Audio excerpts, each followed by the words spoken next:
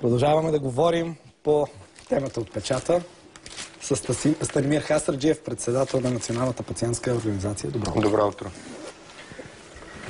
Аз ли да започна? Много са акцентите, да, много са акцентите. Предлагам вие да започнете. Много, за съжаление, от всичко това, което се случва и което доминира в пресата от седмици, се отразява пряко на българските граждани. И, както и предупредихме, в крайна сметка, потърпевша не е този, който си е заминал от поста, не е рейтинга на правителството, българският пациент в крайна сметка го отнася, както се казва. И рейтинга на правителството и Нели Нешева са потърпевши, но не така, както ние, които бъркаме дълбоко в джобовете си или се създава риск. За съжаление. Питам се аз обаче, защо всичко това се случва сега? Защо? А не тогава, когато многократно сме сигнализирали и за цените на лекарствата, и за липсата на прозрачност при работа на комисията, която определяше цени, отскоро комисията по цени и реимбурсация. Миналата година си спомня на това диванче стояхме... Само пак да кажем на хората, комисия по цени и реимбурсация определя кои лекарства да влезат в позитивния лекарствен списък, т.е. да бъдат безплатни или с малко доплащане от страна на пациента. Точно така. И на какви цени да се заплащат от касата и колко да доплаща пациента. Тази комисия остана последния стожер, недостъпен за гражданското общество. Кой работи в тази комисия? Тази комисия, тя между другото беше сменена съвсем наскоро. През втората половина на миналата година беше сменен закона за лекарствата.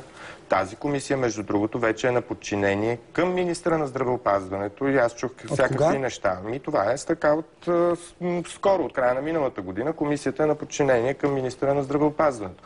И тя вече се казва комисия по цени и реимбурсиране. Тоест, обединиха се двете комисии, които преди бяха към Министерски съвет, сега са към Министерство на здравеопазването. За да го кажем пак максимално яснишко и просто. Аз сутринта четох закона.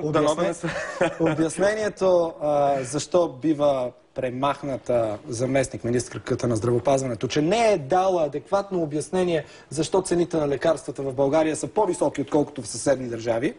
Това може да бъде отнесено както към нея, така и към здравния министър. Тази комисия наистина е на подчинение на министра на здравеопазването. Освен това, по закон, министра на здравеопазването е отговорен за лекарствената политика в тази държава. И това, че има заместник-министри, които трябва да изпълняват тази функция, в никакъв случай не сваля отговорността от него. Така че, само да кажа за тази комисия. Когато се сменяше закона, ние отново алармирахме и парламент, и Министерство на здравеопазването, че трябва да има прозрачност при работата на тази комисия.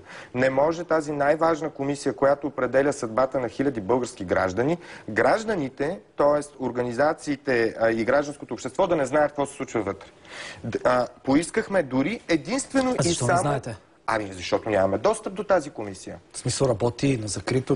Има закон за достъп до обществена информация? Абсолютно на закрито работи тази комисия. Ние нямаме представа как се взимат решенията. По света тези решения се взимат след много сериозни анализи на тежестта на заболяването, колко хора са засегнати. Да не се окаже, че проблем е в нашата инициатива на журналистите и ваша, съответно на пациентските организации. Алармирахме толкова много. Искахме дори само статут на наблюдатели. Не искахме да гласуваме вътре или да се месим в решенията на тази комисия. И това не ни беше подсигурено отново при гласуването и при промените на този закон. И това е резултата, който ние в момента виждаме. Липса на всякаква прозрачност, съмнение за определяне на цени и всякакви други няколко неща, по които искам да поговорим. Едното е Вестник Преса, цитира се вашето име. Неправилно, между неправилно е цитирано не името, а тезата. Тезата не е точно такава. Вестник Преса е, че няма кой да подпише за лекарствата. След всичките каламбури, които станаха през последните дни, сега какви са преките последствия за хората? Факт е, че в момента здравната каса практически наистина е в един вакуум, пад. Няма шеф на здравната каса, няма и шеф на надзорния съвет на здравната каса, или поне така твърдяха вчера юристите на здравната каса, с които така многократно говорихме.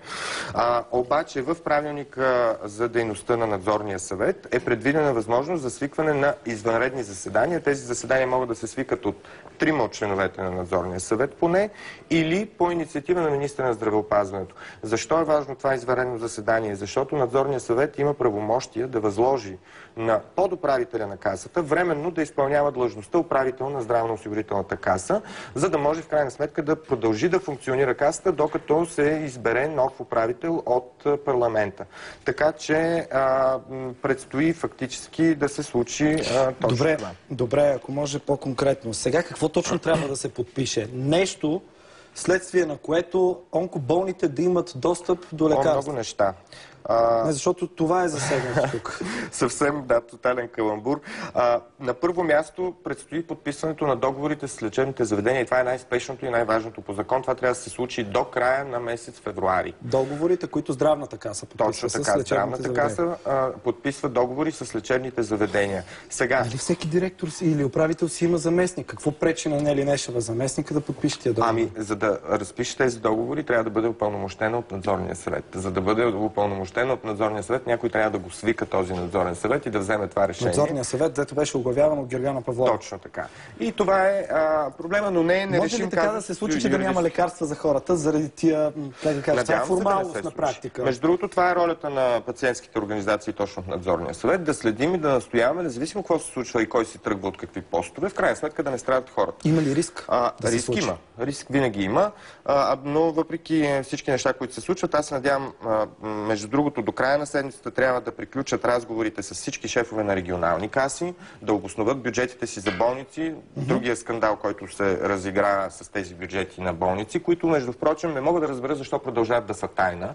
Аз лично смятам, че трябва да са публични всички тези бюджети, защото това са... Вчера писаха за прогнозните бюджети, но да се върнем към риска. Има риск болници да останат без лекарства, има риск онкоболни да останат без лекарства заради всичките тия работи Проблема по върховете на здравеопазване. Това е другото нещо, което се случва. И миналата седмица, и тази седмица онколози алармираха, че им свършват лекарствата, които миналата година закупуваха болниците по търгове. И сега трябва да започнат по новата процедура, която е през здравна каса. В момента обаче ситуацията за много от онколозите остава неясна. Какви са новите процедури, по какъв начин се попълват протоколи? Шефовете на болници си договарят пряко с продавача. Ама нали знаете, че от тази година, лекарствата, които са таблетните форми на така наречената перорална прицелна терапия при онкологично болните, вече трябва да се заплащат от здравната каса и това е голямата новост тази година и това нещо трябваше да се случи сега. Директора на болница договаря с производителя, а здравната каса плаща. Не. Не. Ето това е. Лекарствата, таблетните форми. Сега, лекаря ги изписва на един протокол, здравната каса, една комисия трябва да каже този протокол валиден ли е, не е ли, дали този пациент заслужава това лечение или дали не, след което пациента отива в аптека и си получава лекарството. Тоест, тотално се смени механизма за тези само таблетни форми. Това е ли прекалено много бюрокрация? По принцип... Докато отминат всичките тия подписа, и сега, човека, който чака лекарство... Между другото, и при предишната система пак се пишеха такива протоколи и пак комисии ги одобряваха. Така че бюрокрацията не е толкова повече. Различен е механизма на финансиране. Преди болниците си МЕЗЕ осигуряваше тези лекарства или чрез централен търг, или чрез търг в болницата и след като се мине по същата тази процедура и одобрение от комисия, пациента си получаваше лекарството. Сега ние смятаме, че това е изключително улеснение за пациента и гаранция в крайна сметка, че лекарства ще има и няма да зависят от това колко е закупил търга, дали е приключил, какви количества и кой точно е излобирал по време на търговете. Всичко това ще зависи от решението единствено и само на лекаря и от нуждата на пациента. Така че тази процедура по принцип е по-добра. Голямата опасност в момента в целия тази ситуация е, че много от онколозите не знаят какво да правят и кога да започват да изписват по тая нова процедура. Сформирани ли са комисии към здравната каса, кой ще одобря тия протоколи, в какви срокове, въобще и вчера да се информират. Точно така. Добре, да поговорим за лекарствата. Наистина ли лекарствата в България са толкова по-скъпи, отколкото в съседните държави? Видяхме на колегите от TV7 едно проучване, обади се ето какво пише човека Нако Наков. Плащаме по-скъпи лекарства, какви си аспирини у нас 40 броя за 4,80. В Турция 30 броя за лев и 20 направи изчислението 3 пъти по-скъпо. Важно е да кажем как се изчисляват цените на лекарствата и да разграничим наистина това, което стана скандала през последните дни. Едно лекарство, за да получи цена в България, ако е вносно, ако е на голям фармацевтичен производител, той трябва да дойде в България и да докаже, че дава най-ниската цена от 8-те референтни държави. Това само по себе си е гаранция. Ще помоля пак малко по-популярно. Има 8 държави в Европейския съюз, с които е преценено, че ние сравняваме цените на лекарствата. Те са подобни на България, не мога да ги изброя всички 8, но те са такива с подобни на нашата държава. И като икономика, и като население, и като обхват. Идва производителя и казва, ето, аз имам ново лекарство, при което комисията по цени и реимбурсиране, и такъв е закон, и той е изключително стриктен. Обезглавената комисия. По цени и реимбурсиране не е съвсем обезглавена, защото пък между другото тя се ръководи от представителя на Министерство на финансите, така че и господин Дянков също... Е в кюпа. Така. И каза комисията по цени и реимбурсиране. Комисията по цени и реимбурсиране регистрира цена само ако тя е най-ниската от всички 8 държави, с които ние се сравняваме. Така че тази регистрирана цена, българите трябва да са сигурни, че тя е най-ниската. Какво става там нататък обаче? Секунда. За вносно лекарство, което дойде в България, може да влезе на пазара само ако е най-ефтиното. Точно така. Добре. Ако се даде най-ниската цена. Да. Какво се случва от там нататък обаче? Има надценка на дистрибутор, която е така 6, 7, 8, 9%. Така. Има надценка на аптека, т.е. на търговец на дребно, която в зависимост от цената на лекарството е 16, 18 и така нататък проценти. Има ДДС. И накрая, като сложим най-високото ДДС в цяла Европа на лекарства, 20%, за което пак в това студио хиляди пъти сме говорили, няма такова ДДС никъде. Всеки си пази хората и лекарствата са с диференцирана ставка или въобще няма ДДС-то. Това, за което говорим сега, е друг казус. Все пак. Да.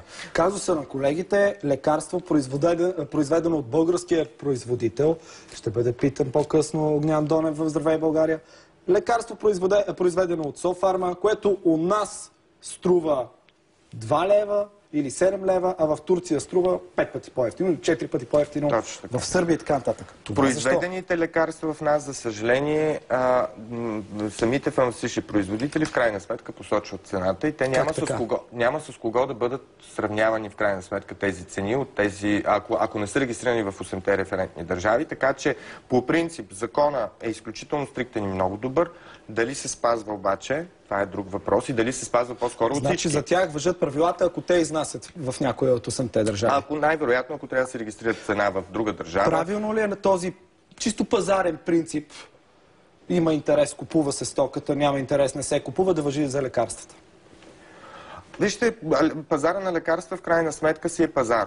Но от друга страна той е изключително регулиран, по простата причина, че става въпрос за здраве, по простата причина, че става въпрос за хора. Как регулиран, ако производителя решава каквато си иска цена и я прилага? На този въпрос не мога да отговоря най-малкото, защото не сме присъствали в комисията по цени и реимбурсация, като са се регистрирали тези лекарства. Наистина не знам как се взимат тези решения и защо наистина се е получила тази драстична разлика. Но смятам, че не е редно най-бедната нация с най-лошото здравеопазване в цяла Европа, в крайна сметка, най-много пари да излизат от джоба на българина. И под форма на ДДС, и под всякакви други такива форми. Още повече непрекъснато четем за какво харчим най-много в кризата.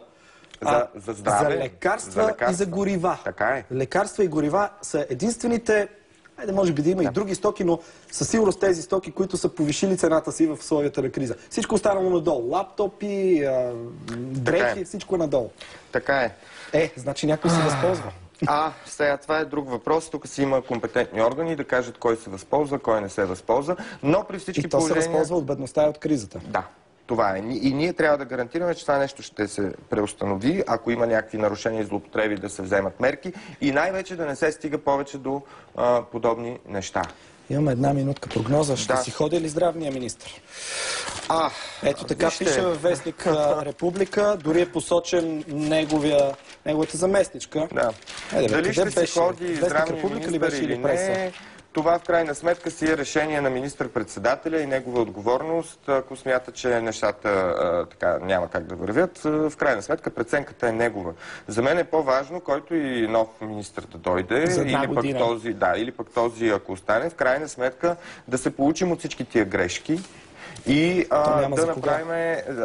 Много лесно могат нещата да се оправят. Наистина прозрачност е първото нещо, което трябва не само при цените на лекарствата. Същото е и с бонусите. Същото е и с 340 милиона, които отиваха към МЗ.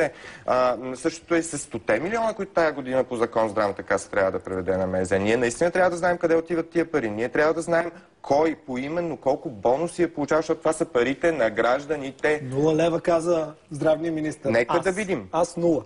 Той може би, но негови експерти, външни консултанти, може би, не знам.